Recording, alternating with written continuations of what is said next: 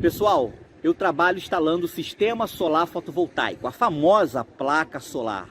Já ajudei mais de 8.000 pessoas a se qualificarem para também trabalhar instalando energia solar. Na descrição desse vídeo aqui embaixo eu vou deixar um link com mais informações para você que também deseja trabalhar com energia solar.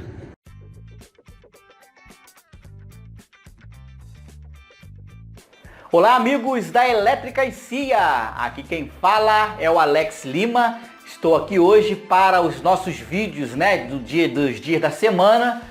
Hoje eu tenho aqui na bancada um super inversor de tensão, um inversor de tensão de 5.000 watts que veio para cá para poder ser reparado, né? Vamos fazer aqui o conserto, estou fazendo o conserto dele e sempre que isso aqui acontece, acho muito interessante fazer os vídeos para mostrar sempre com alguma dica que pode estar ajudando alguém aí que está também com um problema parecido no seu inversor de tensão.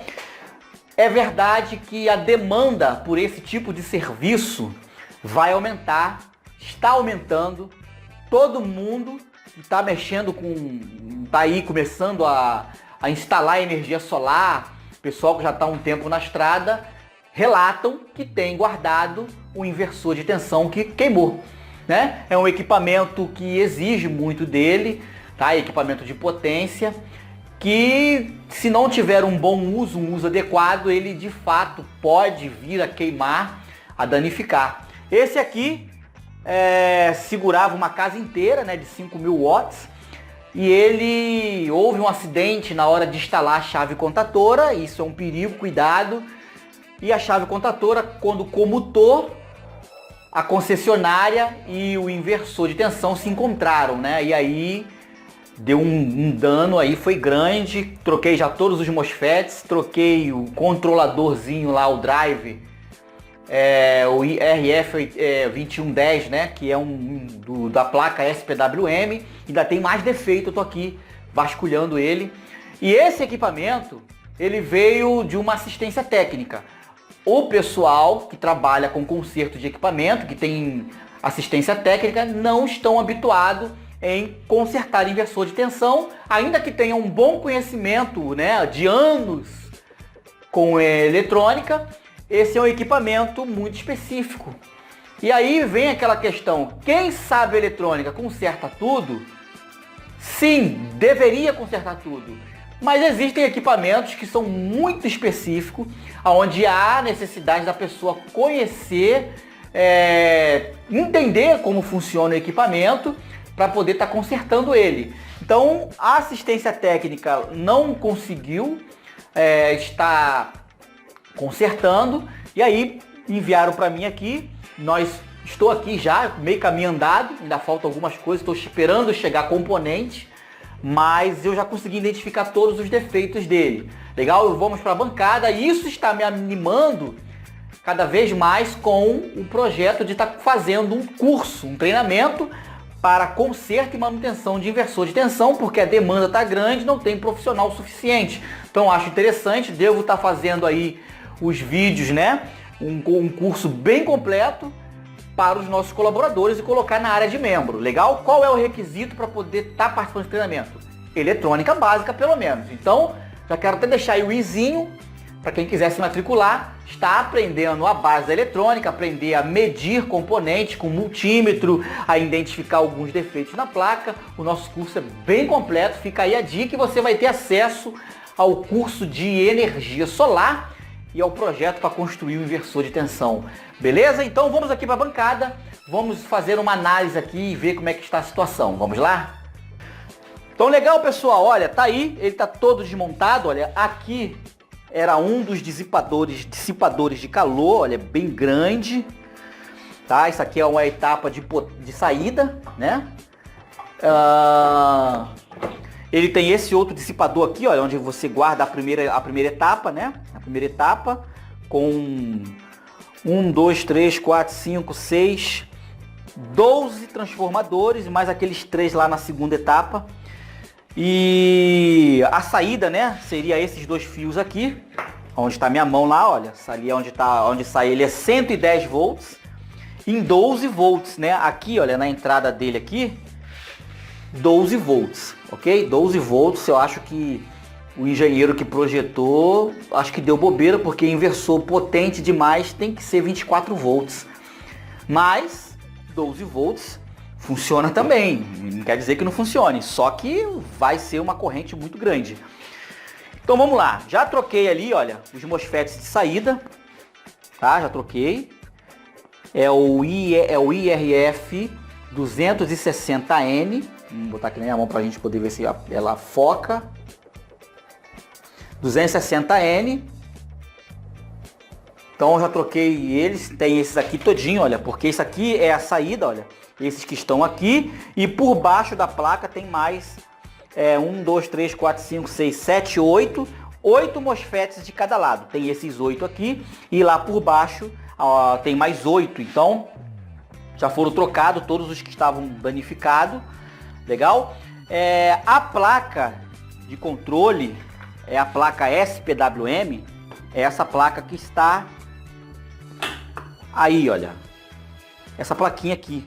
Ela usa, né, um circuito integrado que é esse aqui, LM326, que é um amplificador operacional, e usa após ele, não dá pra gente enxergar que está mal posicionado, vou ter que trazer a placa até aqui.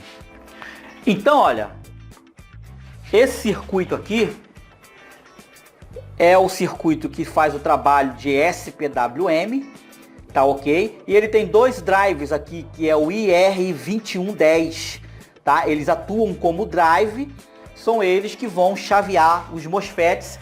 E um desses drivers estava com defeito também, e por ser um circuito integrado fácil de se encontrar, eu encontrei ele, troquei também.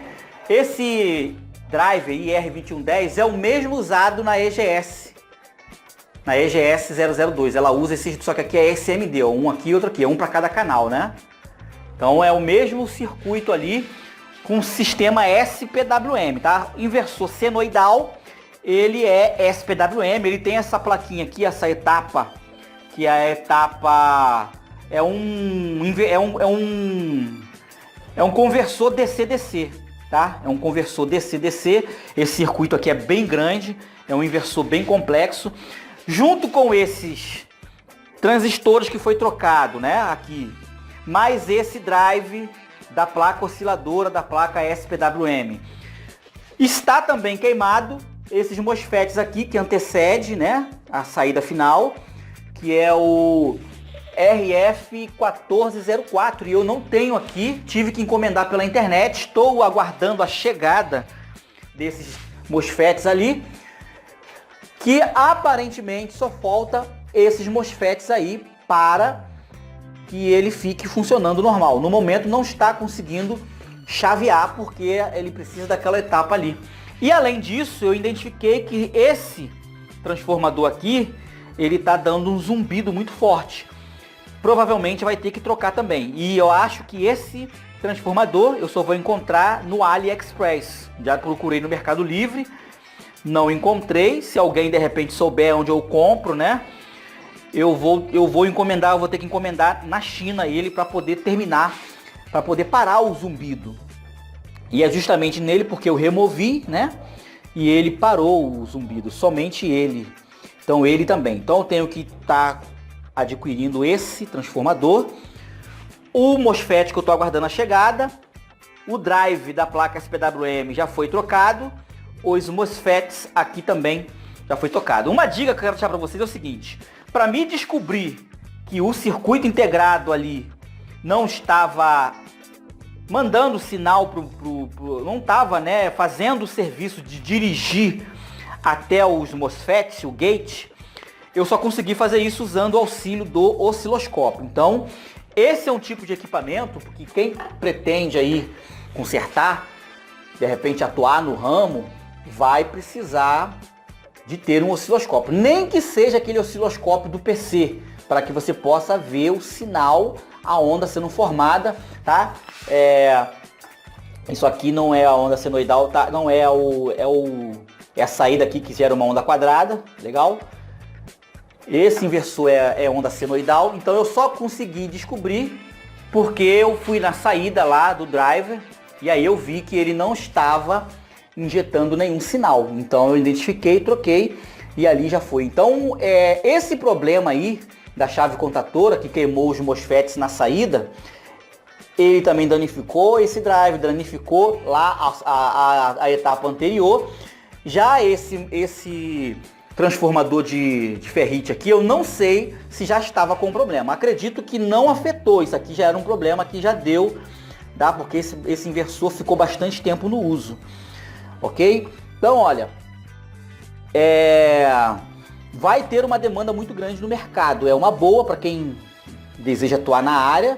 Se eu quisesse, né, estar fazendo serviços de conserto de inversor de tensão pela internet, eu conseguiria, porque o pessoal sempre manda mensagem para mim, manda e-mail perguntando se eu conserto, é que eu realmente não tenho tempo para abrir, mas seria um bom negócio, é algo que vai haver uma demanda. Então eu já estou pensando em fazer o treinamento para os colaboradores aí, para que possam se capacitar e de repente atuar no mercado, ou simplesmente porque o camarada precisa e quer estar com os seus equipamentos em dia e de repente precisar, ele mesmo saiba consertar. Essas são as dicas aqui, é sempre a mesma de sempre, vai fazer, como o defeito foi aqui na saída, então eu comecei por aqui. É muito importante para quem for consertar, buscar fazer uma investigação com a pessoa, como foi o problema, o que aconteceu. E a pessoa juntou a companhia elétrica com o inversor, então queimou a saída. Então já comecei, ao invés de começar por onde entra a corrente, aqui, eu comecei por onde sai, e aí eu fui identificando facilmente ali, né? Já fui baseado no defeito do equipamento. Então já fui baseado ali e fui encontrando já os defeitos e fui ao contrário, né? Até chegar aqui.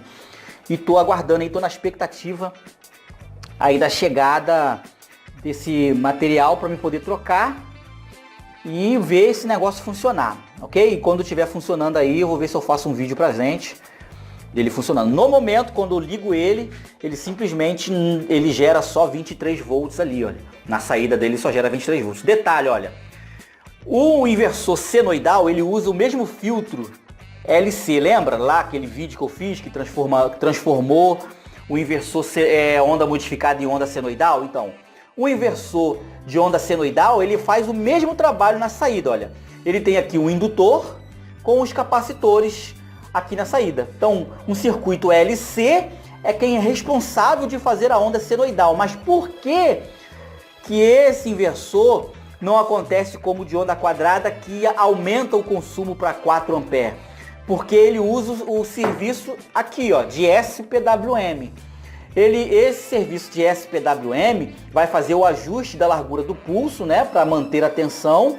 E aqui tem o microcontrolador, aonde vai fazer um serviço de digitalizar a onda.